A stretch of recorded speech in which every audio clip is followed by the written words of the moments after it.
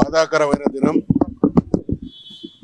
ఒక యోధుణ్ణి కోల్పోయినటువంటి దినం డిసెంబర్ 3, 2009 సంవత్సరంలో శ్రీకాంతాచారి గారు అమరత్వం చెందినటువంటి ఈ దినం. దీని నేపథ్యం 2000 సంవత్సరంలో తెలంగాణ ఉద్యమాన్ని ప్రారంభించాలని ఆలోచన చేసి 2001లో తెలంగాణ రాష్ట్ర సమితిని స్థాపించి 8 సంవత్సరాలు ప్రజాస్వామ్యయుతంగా తెలంగాణ ప్రజల్ని, భారతదేశంలో ఉన్నటువంటి అన్ని పార్టీల దృష్టికి తెలంగాణకు జరుగుతున్నటువంటి అన్యాయం, అవమానం విడమర్చి చెప్పి ప్రజాభిప్రాయాన్ని, పార్టీల అభిప్రాయాన్ని కూడగట్టినప్పటికీ తెలంగాణ రాలేని పరిస్థితులలో తెలంగాణ రావడమో, కేసీఆర్ చావడమో, తెలంగాణ జైత్రయాత్ర, కేసీఆర్ శవయాత్ర అనేటువంటి నినాదంతో నవంబర్ 29వ తారీఖు నాడు కేసీఆర్ గారు నిరాహార దీక్షకు పూనుకోవడం జరిగింది.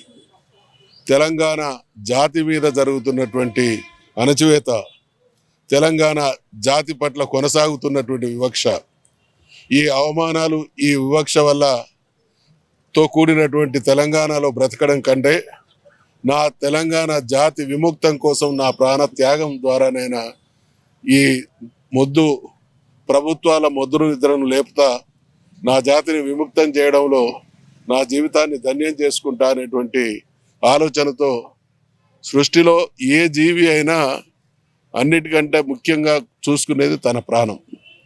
చీమను చంపే ప్రయత్నం చేస్తే చావడానికి సిద్ధంగా ఉండదు. దోమను మనం చేయలేపి కొడితే తప్పించుకునే ప్రయత్నం చేస్తుంది. అంటే ప్రతి జీవికి తన ప్రాణం అంటే అంత ఇష్టం. అన్ని జన్మల్లోకి ఉత్కృష్టమైనటువంటి మానవ జన్మలో ఒక మనిషి అన్నీ తెలిసి తనను తాను జాతి ప్రయోజనాల కోసం ప్రాణత్యాగం చేయడం అనేది ఇది మామూలు త్యాగం కాదు. ఇది చరిత్రలో ఎవరు కూడా చేయలేనటువంటి గొప్ప త్యాగం. కేసీఆర్ గారు ఎంతైతే ప్రభావితం చూపించిండో తెలంగాణ రాష్ట్ర ఏర్పాటు విషయంలో దేశవ్యాప్తంగా ఉండేటువంటి దేశ ప్రజలందరినీ దృష్టిని ఆకర్షించి తెలంగాణకు అన్యాయం జరిగింది, ఈ రాష్ట్రం ఏర్పాటు జరిగి తీరాలి అనేటువంటి బలమైనటువంటి సందేశాన్ని పంపినటువంటి మహానుభావుడు, చిరంజీవి, అమరుడు శ్రీకాంతాచారి గారి తదనంతరం అనేక మంది యువకులు తమ బలిదానాల ద్వారా మా ప్రాణాలు పోయినా పర్లేదు, మా భవిష్యత్ తరాలు ఒక అభివృద్ధి చెందే ఒక స్వేచ్ఛాయుతమైనటువంటి తెలంగాణ రాష్ట్రంలో గౌరవప్రదమైనటువంటి జీవితం గడపాలనేటువంటి ఆలోచనతో అనేక మంది అమరత్వం పొందడం జరిగింది. వీటన్నిటి దరిమిలా తెలంగాణ రాష్ట్రాన్ని సాధించుకున్నాం. ఖచ్చితంగా తెలంగాణ రాష్ట్రాన్ని సాధించుకున్న తర్వాత అద్భుతమైనటువంటి అభివృద్ధి జరిగింది. తెలంగాణ రాష్ట్రంగా లేకముందు ఉన్నటువంటి పరిస్థితులకు తెలంగాణ రాష్ట్రంగా ఏర్పడి 2014, 2023లో జరిగినటువంటి అభివృద్ధికి చూస్తే ఎంతో అద్భుతమైనటువంటి ప్రగతిని సాధించి తెలంగాణ దేశంలోనే ఆదర్శప్రాయమైనటువంటి రాష్ట్రంగా మరి ఈరోజు కొనసాగుతూ ఉన్నది. వీటన్నిటికీ తెలంగాణ రాష్ట్రం రావడమే కారణం కాబట్టి ఆ రావడం వెనుక బలమైనటువంటి వ్యక్తి సోదరులు చిరంజీవి శ్రీకాంతాచారి గారు ఉన్నారు. కాబట్టి మిత్రులు ఇందాక కాచం సత్యనారాయణ గారు చెప్పినట్టు అమరుల విషయంలో, అమరుల కుటుంబాల విషయంలో సంక్షేమ సంఘం వారి పట్ల ఏదన్నా చేయాలనేటువంటి తపనతో ఉన్నది. ఈ రోజు ఉన్నటువంటి బీఆర్ఎస్ పార్టీ కానీ రాబోయే రోజులలో భవిష్యత్తు ఉండేది బీఆర్ఎస్ పార్టీకే. కాబట్టి ఆ కుటుంబాలకు మిగిలిన వారి కొందరికి న్యాయం జరిగింది, ఇంకా కూడా న్యాయం జరగాల్సినటువంటి వాళ్ళు మిగిలి ఉన్నారు అనేటువంటి అంశంతో పాటు చరిత్రను వక్రీకరించేటువంటి ప్రయత్నం చేస్తూ ఉన్నారు. ఎట్టి పరిస్థితుల్లో ఏ వ్యక్తి, ఏ శక్తి త్యాగాన్ని, అమరత్వాన్ని, తెలంగాణ చేసినటువంటి పోరాటాన్ని మాలిన్యపరిచేటువంటి ప్రయత్నం చేస్తే అటువంటి వాళ్ళకు హెచ్చరిస్తూ ఉన్నాం, పరిణామాలు తీవ్రంగా ఉంటాయని.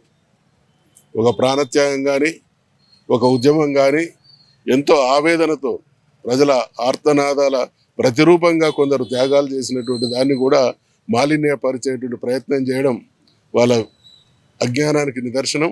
అటువంటి ప్రయత్నాలు ఇక ముందు కూడా సాగితే ప్రతిఘటన కూడా ఉంటుంది అనేటువంటి విషయాన్ని మనవి చేస్తూ, తప్పకుండా ఈరోజు పార్టీలో ఒక కీలకమైనటువంటి బాధ్యతాయుతమైనటువంటి వ్యక్తిగా నేను తప్పకుండా ఈ అమరుల విషయంలో నా సంపూర్ణమైనటువంటి సహకారం ఉంటుంది. పెద్దలు కేసీఆర్ గారి దృష్టికి కూడా ఈ విషయాలు తీసుకొస్తా అనేటువంటి విషయాన్ని మరి తెలియజేసుకుంటూ శ్రీకాంతాచారి ఈరోజు మళ్ళీ నేను ఇందాక మనం చేసినట్టు తెలంగాణ మనమందరం ఇక్కడ ఈరోజు ఎవరైతే శ్రీకాంతాచారి గారిని స్మరించుకుంటున్నామో 50 ఏళ్ళు బతుకుతాం, 60 ఏళ్ళు బతుకుతాం, 70 ఏళ్ళు బతుకుతాం, ఎక్కువలకు ఎక్కువ బతుకుతాం, 90 బతుకుతాం. కానీ శ్రీకాంతాచారికి మరణం లేదు. తెలంగాణ జాతి ఉన్నంత వరకు ఏదో ఒక చోట ఆయన నామస్మరణ జరుగుతూనే ఉంటుంది. అటువంటి ధన్యజీవి శ్రీకాంతాచారి. ధన్యవాదాలు అన్న గారికి.